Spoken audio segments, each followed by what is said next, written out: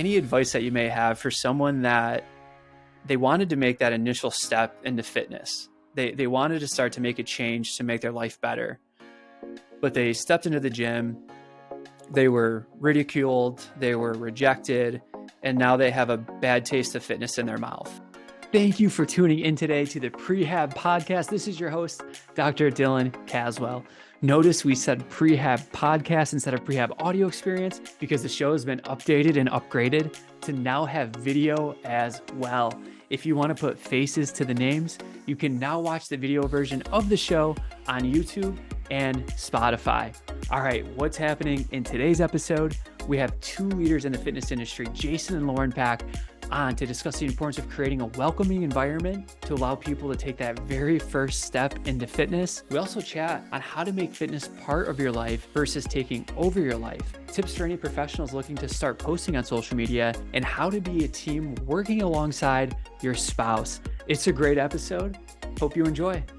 Today's show is sponsored by the Prehab app. This is not just an app, but a solution. You have the opportunity to take control of your rehab, prehab, fitness, and performance needs, all from the palm of your hand. The app is available for download on the App Store for both Apple and Android users. Also, a free 7-day trial is available. Don't wait. Start taking control of your movement health today.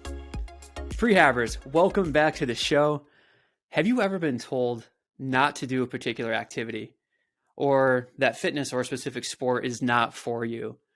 I remember growing up and we always had to do the preseason physicals to be cleared to play a particular sport. For me, it was the routine of the provider saying, "Oh, wow, you're playing football? Aren't you a little too thin for football?" As discouraging as that was, I'll admit it did help to light the fire a bit. And among other reasons for playing besides just loving the game was to show them not to judge and not to brag or indulge in this by any means, but to demonstrate this point further. I went on to set our high school receiving record for total yards in a season and received the Hammer Award for the hardest hit in a game 3 times that season, just to show people that you cannot judge what you can or cannot do. Sadly, this message of negativity and judgment is dominating in fitness. Instead of being welcoming, compassionate, and supportive, the industry tends to be very judgmental and at times pushes people away from even starting. Luckily, there are outliers in that industry that are using more of a welcoming approach. 2 of these leaders, Jason and Lauren Pak, are joining us today on the show, and we couldn't be more excited to pick their brains and learn from them. Jason and Lauren, thank you so much for joining us today. Oh, thank you Thanks so much for having us. What a great intro. Well, we are excited to have you guys on, and we were talking before the recording. It's been just an honor to watch your guys' journey from how much you've worked in the fitness industry, both from at one point having a very successful gym and treating a community to now switching to an online platform, and the way that you guys are helping people to level up. But whether it was the in-person gym, whether it was the online business, the vision has stayed the same, that your guys' approach to fitness is making it welcome and getting people to understand this message of compassion, and that we want people to get into fitness and we want to break down some of these barriers.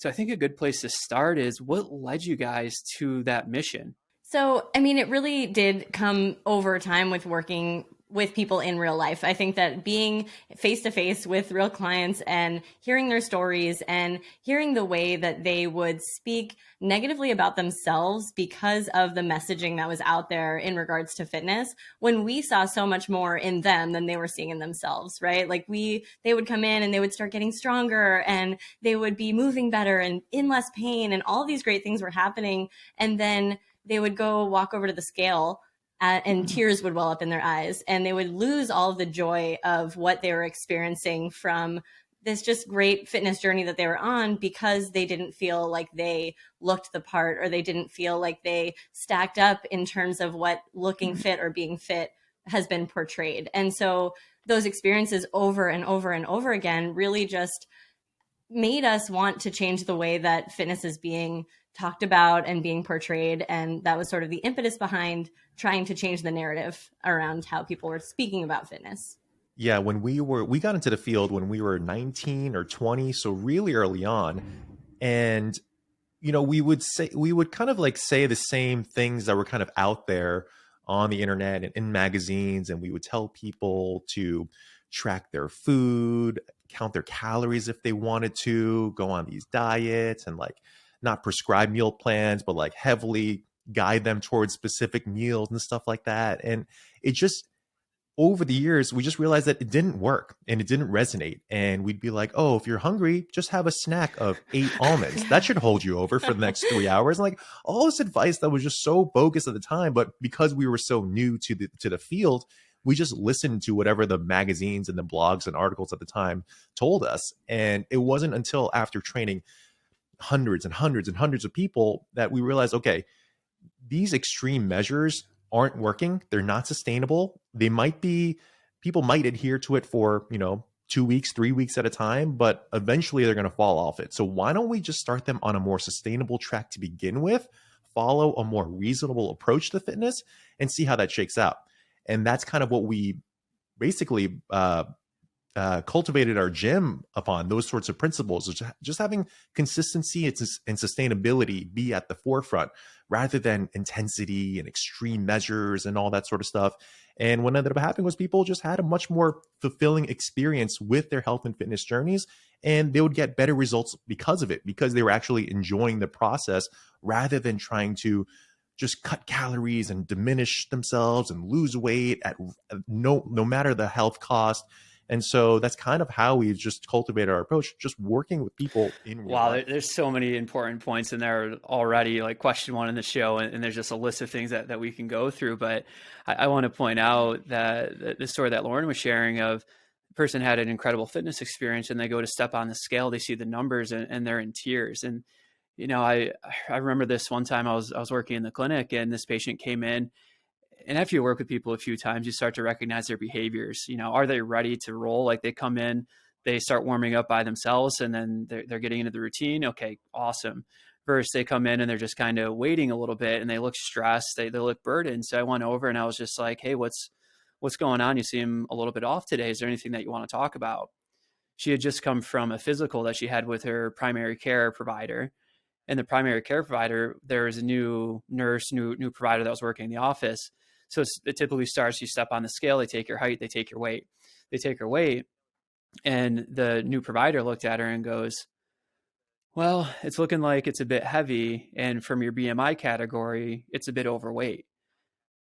This provider had no idea that she spent the past 5 years losing over 70 pounds.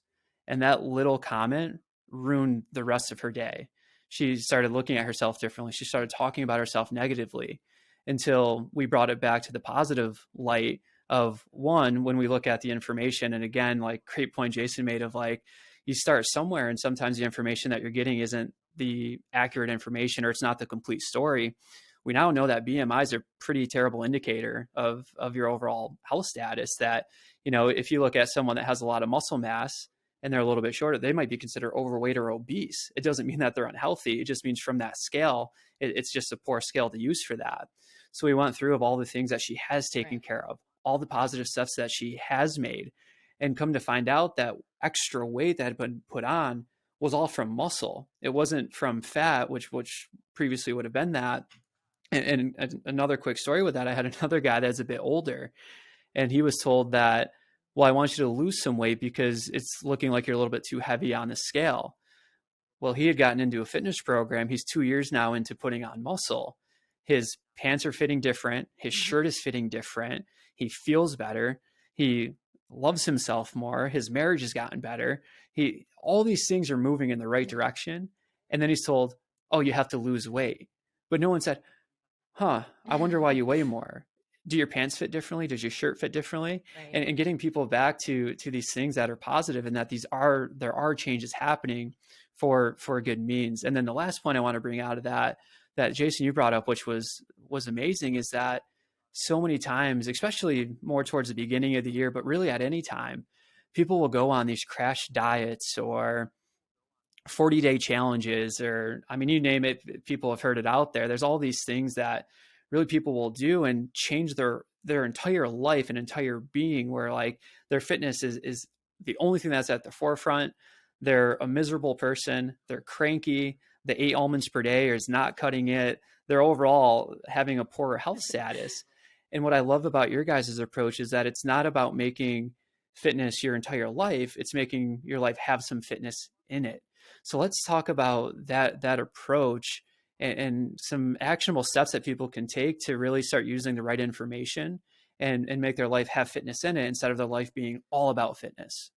Yeah, that is one of our main principles, is make fitness fit into your life, not take over your life. And that again really came about from working with people in so many different phases and so many different seasons of life. Because when we, like Jason said, when we started out, we were 19 years old and in college. And so for us, we're just expecting that everyone has pretty much all their hours of their day to dedicate to working out or hanging out and being social. And then you start working with people who are CEOs or parents of multiple children or whatever, people who have a lot more going on in their lives than a typical college student. And you realize that you have to work with that person to figure out how to make fitness still fit into whatever is going on in their life right now. And so we like to look at it as a puzzle. Your whole life is a puzzle.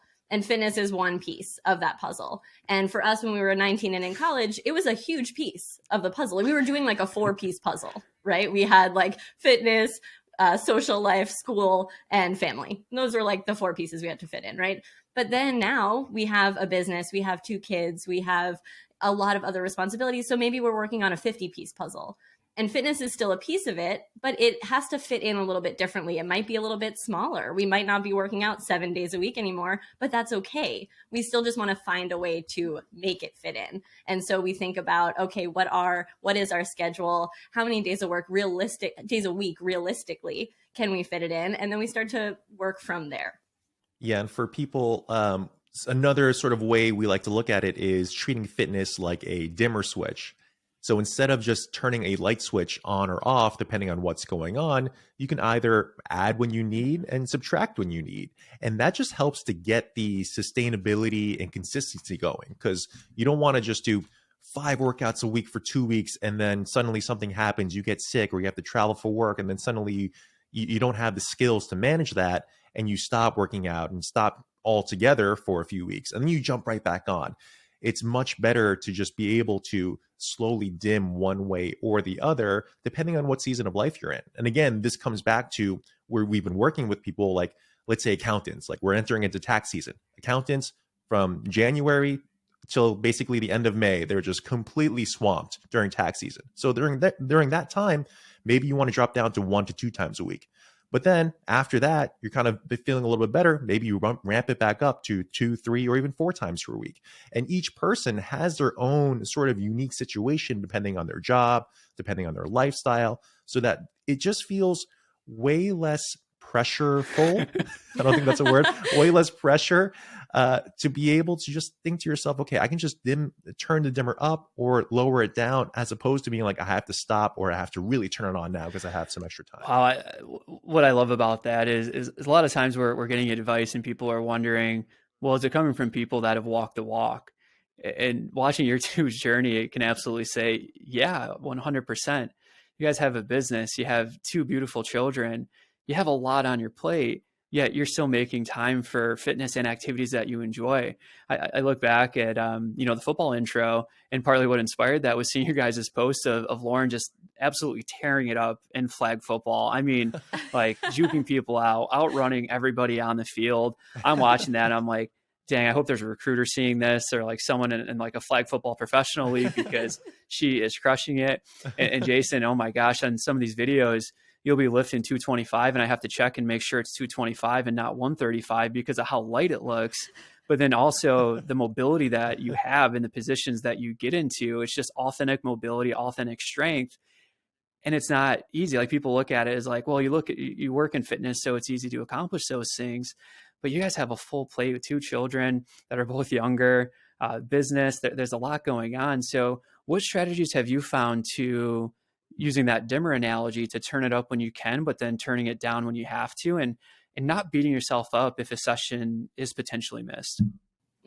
That's a really good question. And something that we had to do was, and we continuously have to do this. Our children are 4 and 1.5. So the 1.5-year-old, within the first year and a half of a kid's life, they go through like a million sleep cycles. So we've had to just rearrange basically our workout schedule based on the way that she's sleeping. And so right now, what we're in, the phase that we're in, is that we used to really enjoy lifting like in the middle of the day or in the morning. But what we've realized is with our schedule and with what's going on, the best time for us to work out to be consistent is to do it after we put the kids to bed. And it's not our favorite time of the night of the day to work out. And it's not always perfect because sometimes one kid doesn't want to go to bed or, you know, things might come up, but it still is the most consistent time that we can do it. And it means that we need to eat dinner a little bit later than we might want to. It means that our pre-workout nutrition isn't perfect. It's like a snack of whatever we're feeding our kids for dinner. So it had to mean allowing ourselves to take away some of the perfect scenario pieces of working out so that we could do it consistently. And I think that that's something that can be really helpful, is that if you are always looking for the perfect time or the perfect program or the perfect workout, it's not going to happen and things are going to come up and then you're going to feel like you're failing. So instead, removing as many barriers as you can and just setting the like idea in your mind that if I get into the gym and get going, that's a success in itself. And so that's sort of where we're at right now. And we've been able to be more consistent because we've taken away a lot of those barriers. Yeah, I feel like if you look on social media, it's like all these morning routines. It's like you wake up at 5 a.m, then you work out, you meditate, you go into your cold plunge pool, and you have this whole, you eat your acai bowl and all that. And, you know, if we try to fit that into our lives, it just wouldn't work. Otherwise, the kids would just be running around as we were in our cold plunge. And we realized that, okay, we have to work out at 8 p.m. That's really the only time to do it because we have to work in the middle of the day and all that. And it's not ideal, but for right now, in this current season of life for us, this is what needs to happen. And that's what is ideal for us in this particular situation. And so it's the whole cliche of not chasing perfection, but just chasing good enough, and doing that consistently over a long period of time actually ends up being pretty perfect. Absolutely. I heard this analogy from a leadership conference a few years ago. And for all the perfectionists listening, remember this, write it down, because it is going to be so helpful. It's going to save you from all this unnecessary time and stress. But the term is called GETMO. It's GETMO, and it stands for good enough to move on. Like I said, we don't need perfection. We just need to get something in, and that's okay. I also love the thought that it's purpose that creates progress, and the progress can create perfection, not looking for the perfect exercise, the perfect meal, the perfect plan for the day, but really just getting started. And that's the hardest part that I think people have is just that fear of getting started, because they're intimidated. Like from that routine that Jason was just sharing of, you know, wake up, cold plunge, meditate, acai bowl, do this workout, then do mobility. Don't forget to do diaphragmatic breathing, and then do a strength session, but then you miss power, and then do cardio later on in the day. And it's like, okay, I have 15 to 30 minutes. That must mean that I can't do this because I don't have enough time in the day for this. And it's really finding those little sections in the day. Like when we created our app and put our rehab programs on there, we made it very purposeful that the routines are 10 to 20 minutes, knowing that for people to be consistent, this is what's realistic nowadays. And people will go, well, is that enough time? Yes, you just need to be precise with your exercise selection and what you're trying to accomplish with that particular program. So I'm going to kind of switch gears here a little bit, because alongside of you guys doing phenomenal work to help people get into exercise and taking those first few steps into getting into fitness, you also do a lot of work for people that are interested in posting on social media, whether it's fitness influencers, or maybe people just want to use this as part of their business plan to just help get the word out. And you guys have this course online that teaches people, well, how do you go about this? Because I'm sure when you're 19 years old and starting off, you guys were posting and there's a lot of mistakes made. And then you realized, wow, if we didn't make those mistakes, or if we had more of a plan, this could have been way more efficient. And we could have gotten to where we wanted to get a little bit sooner. And you offer that online. And I think it's a phenomenal course because there's so much, I guess, misinformation or beliefs that just aren't true when it comes to social media. So if you guys don't mind, would you mind sharing maybe what are some of these mistakes you made early on, and any advice that you have for people that are like, oh, I want to start posting on social media. It's going to help out for me to get more clients, and any approach that you may advise someone with that. Yeah. One of the bigger mistakes I feel like people make is that they get caught up in the minutia and they have this sort of paralysis by analysis. It's like they start to think about, okay, what hashtags do I need to use? What is the perfect ideal time to post during the day to get the most engagement? And they have all these different like factors running around in their minds that are preventing them from posting. And really the only way to figure out a lot of this information is by posting consistently. And initially those posts aren't going to be that great, but it's really important to just get your reps in. Like if you're a basketball player, you got to get your jump shots in if you're going to get better. So you just have to continue to film yourself, take pictures, take videos, kind of repeatedly, consistently, and eventually those things will start to improve. But I feel like people get so caught up like, oh, what camera do you use? Do you have a posting app to post your stuff for you? Like all these different questions that ultimately don't really matter in the long run. You just need to start posting, and a lot of that stuff will start to come to fruition. The other thing that I think a lot of people do is they post with the intent to monetize right away. And we didn't even attempt to monetize our platform until I think 4 or 5. We had like 500,000 followers. We had like, it took like 4 or 5 years before we even put a product out there. Because first of all, we were a little bit nervous to even put something out there. It's like, I don't know, for us, putting out free content was way more comfortable than putting out a paid piece of content. But I feel like people jump the gun where they're like, okay, I put out 3 posts. People seem to like it. Here's my program. Here's my app. Here's my course. And I think as soon as you do that, you just sort of, I don't know, you just create this sort of friction between you and the audience. You want to be in a position where you're just giving so much value, so much information. And then over the years, what ends up happening is you start to realize what your audience wants from you. And you start to realize, oh, they kind of like my mobility content, or they kind of like my bodybuilding content, or whatever. And then you can kind of tailor your approach based upon what the audience is giving you, rather than just kind of thinking after a couple of posts what they want, because usually those things don't tend to line up. Usually you kind of have to ebb and flow and react to what the audience is giving you. And that kind of leads to what you should offer down the line. But I feel like just people end up trying to monetize too quickly. Yeah, for sure. And I love the point you put in there. At this past combined sections meeting at the APTA, Mike from our team was giving a presentation on social media and how to use it. And the biggest takeaway was provide value. There's so many people that are posting every day, especially in fitness and the rehab space. There's a ton of things being posted. So if you're posting something, what value are you providing to people? Like why do they want to look at your page and go, oh, I'm excited to see what they post today because I'm not getting this content elsewhere? And how do you start to kind of set yourself apart a little bit? But I love that analogy of, no, you need to start getting some reps in. If you want a good jump shot, you got to start getting to the basketball court. You got to get a basketball in your hands. You got to take some shots in order to improve that jump shot. So awesome point there. Is there any mistakes you guys made early on that you look back now? And I know for me, when I first started hosting the podcast, and I hope people don't do this, they might do this, but I do this. I listen back to the first 2 that I hosted, and I just kind of laugh at myself because I was like so nervous, and you can hear the voice differences, and then you like listen to it now, and it's cool to look back and go, wow, okay, at the time that was my best effort, but now I have more reps in. I've become more skilled in it, that it's like easier for me to listen to myself now. It's never easy to listen to yourself, but it's easier to listen to yourself now. Do you guys have any experiences like that with posting on social? One of my favorite videos of us is from like 6 or 7 years ago, maybe even more. And we were in the gym, and we decided, this was when we first decided to start putting out content around fitness in general. So before our social media page was Achieve Fitness Boston, it was just about our gym. And we were just posting content about what was going on in the gym. We'd post videos of people working out, but like, that was cool for the people who were members, for like the 300 people who were members of our gym, but not really resonating with anyone else, right? So we kind of made the decision that we would love to see what could happen. We have so much experience. Let's start to put some of that out on social media. But then we realized like that means we have to speak on camera, and we were not comfortable with that yet. And so we have one of our first like things that we did, we called it Fit Tip Tuesday.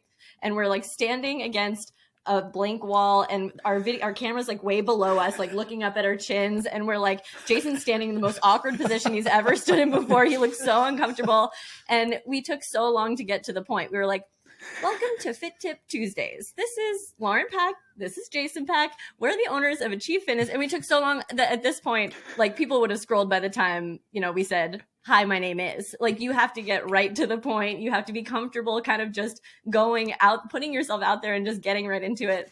So I think the biggest mistake was, well, I wouldn't even call it mistake, just learning Just growing experience. pains. Yeah, growing pains was just having to go through those awkward moments and having to look back at yourself and be like, yeah, this is a little weird, a little awkward, a little hard to get through. And how can we make it a little bit better? And like Jason said, the only way is to just keep getting the reps in. Yeah, I think something else that we did was we try to put out a lot of content out there that would impress our peers, or would try to impress our peers, and we'd show them what we knew. We would talk about PRI tactics and FRC and like just like things that were very nuanced and very particular to our field. And we're like, wait a minute, we're talking to just the average everyday person who just needs to have a little bit more movement in their lives, needs a couple of mobility drills to help them reach overhead or squat down deeper.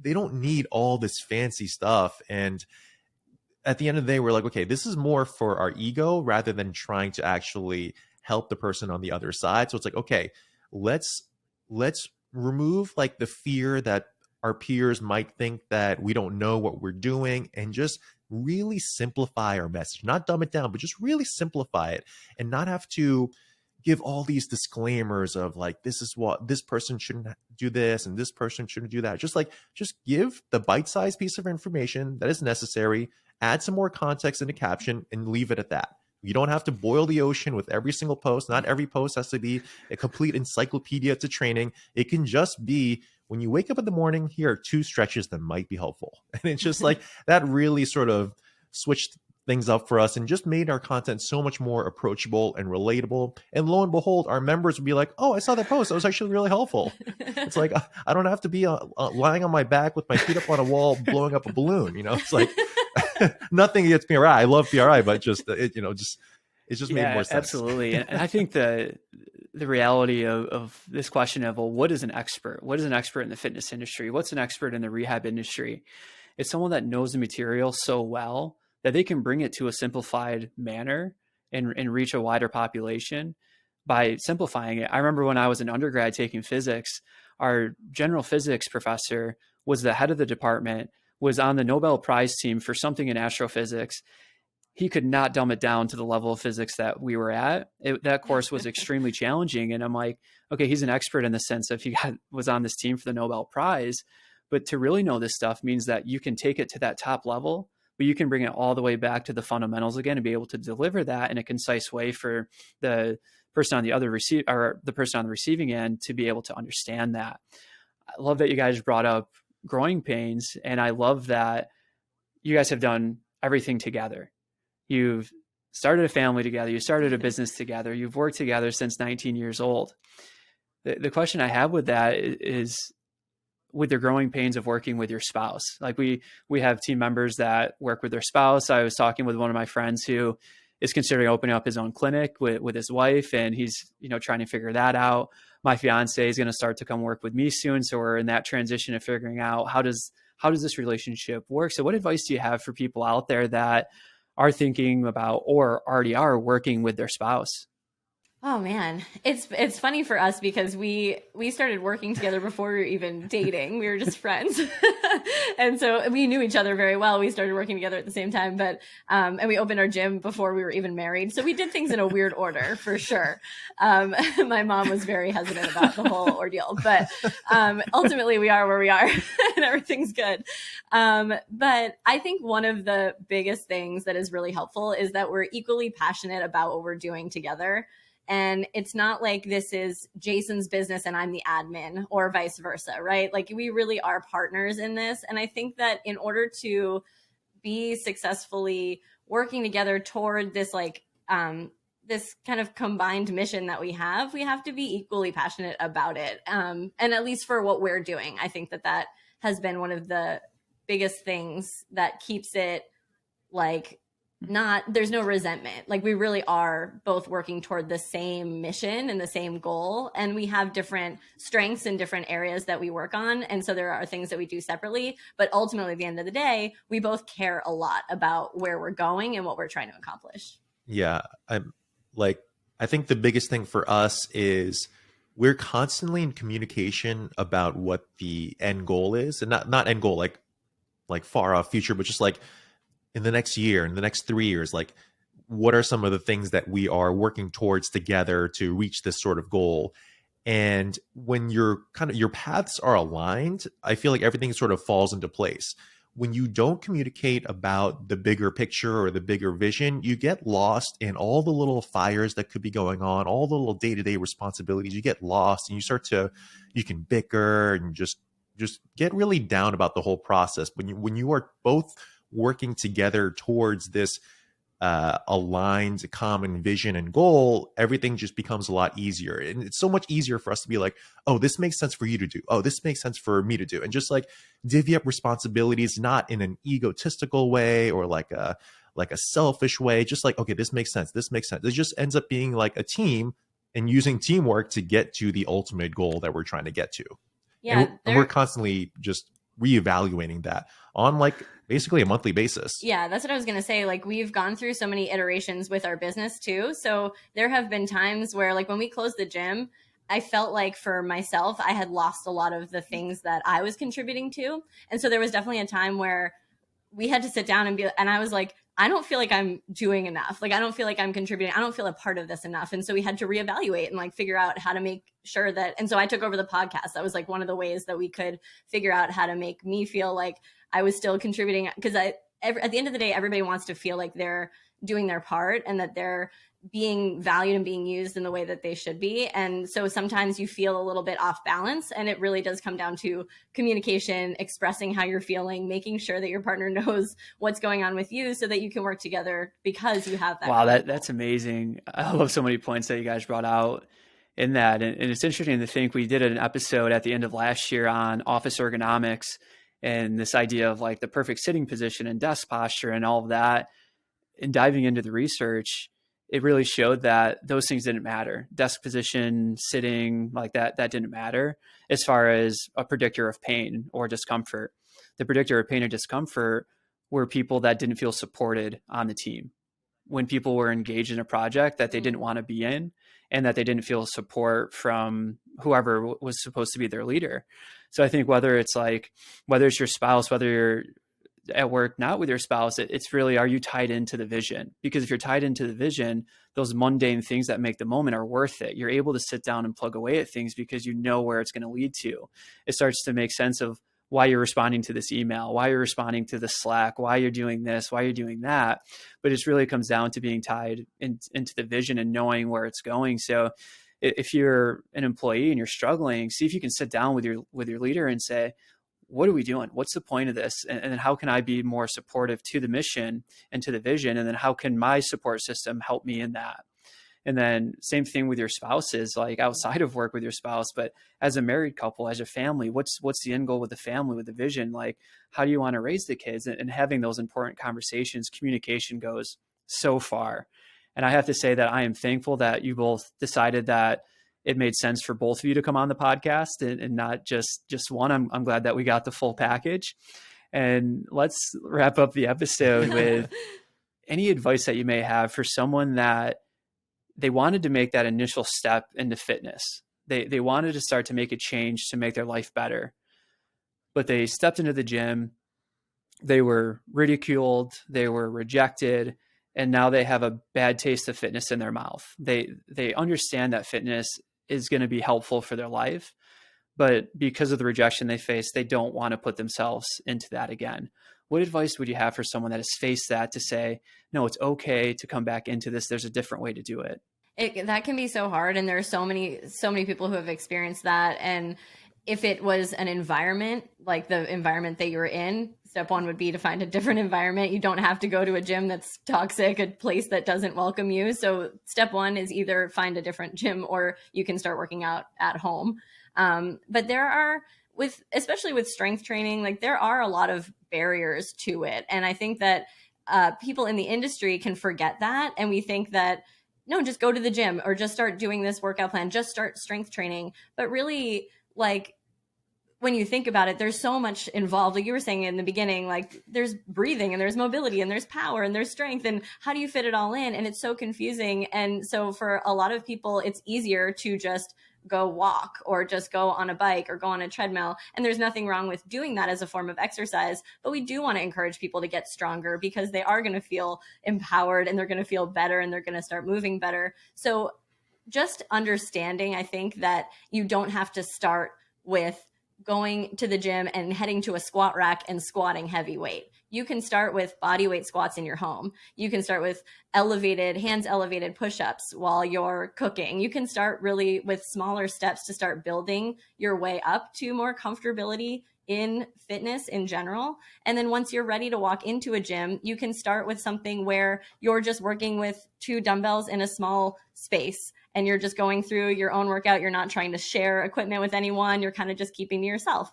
And then eventually, as you're doing that, you're looking around and you're getting the feel of the gym. You're kind of understanding how people interact and how people work in with each other. And you're kind of observing as you're kind of keeping to yourself. And then you can start using the cable machines and figure out what's going to happen. What am I going to do if somebody asks me if they can work in? And you just kind of get comfortable, but you don't have to put yourself right into it. I think that there's especially I'm seeing a lot on TikTok and on Instagram, which is great, are people being like, don't be afraid to take up space. Just put yourself out there. You belong in the gym, which is great. And that is the ultimate end goal. But I think there's a big bridge to gap to get to that point. And so I think we need to take smaller steps to get there. And it's okay to start a little bit smaller. Yeah, going back to what Lauren said about environment, I think just switching the overall gym, not all gyms are built equal and some are going to be a little bit more welcoming than others. So just kind of taking stock of the gyms in the area. Oftentimes private owned facilities with 1 or 2 owners tend to be a little bit more, have more emphasis on culture and community and stuff like that. So that's a great place to start. Having a workout buddy can really help as well, or even virtual workout buddies. So Facebook groups, Reddit communities, there's all sorts of internet communities out there where you can kind of connect with fellow beginners and people that are a little bit newer to lifting. That can be really helpful as well, where you just feel a little bit more support behind your thing. And also curating your feed as well. We talk about this often, where if you are following accounts that are making you feel bad about yourself because they have these get ready with me routines and what I eat in a day routines, and they just are totally not in alignment with where you are in your current season of life, then maybe mute those or unfollow those and start to follow accounts that are a little bit more reasonable with their approach, or just more in line with what is feasible for you. And just sort of change your environment in all these little different ways. And eventually they do add up, where you start to have a little bit more of a positive outlook on your health and fitness. And that just makes such a huge difference in terms of your consistency and your sustainability. For sure. James Clear in his book, Atomic Habits, states that environment's the invisible hand that shapes human behavior. And it's so true. What are you taking in on a daily basis on your Instagram feed, on TikTok, or you step into a gym environment? What's the immediate input that you're getting? Because that's going to create your output. So follow the accounts that are lifting you up, the accounts that are giving you practical advice, not the accounts that create more fear. And I'll gladly plug your guys' account. Follow Jason and Lauren's account on Instagram. They have so much practical advice to really simplify fitness and to help you take those first initial steps if you are fearful of it. So thank you guys. Thank you for your work and everything you're doing in the fitness industry and being these outliers that are really restoring compassion and helping people to feel the welcomeness and just getting back into such a beautiful thing. Thank you for taking the time to come on today too. Well, thank you so much for having us. And we love what you all do as well. So we really appreciate you. Awesome episode with Jason and Lauren Pak. Let's cover the 3 main takeaways. Takeaway number 1. Environment creates the input that helps determine the output. If you are fearful of fitness, do the best you can to immerse yourself in the content that makes you feel safe and excited to make those first few steps towards a sustainable and active lifestyle. Key takeaway number 2, for the professionals, if wanting to post to social media, provide value and let the patterns shown by your audience play a role in determining what content to create and then post. Key takeaway number 3, open communication and being aligned with the vision is the recipe for success in any working relationship. Rehabbers, thank you for listening and watching. Hope you enjoyed this episode. If you know anyone that has been scared away from fitness, please share this episode with them to help them start making steps towards an active lifestyle. Thank you for sharing, rating, reviewing, commenting, and all that you do to allow our episodes to reach more and more people. All right, we'll talk to you soon.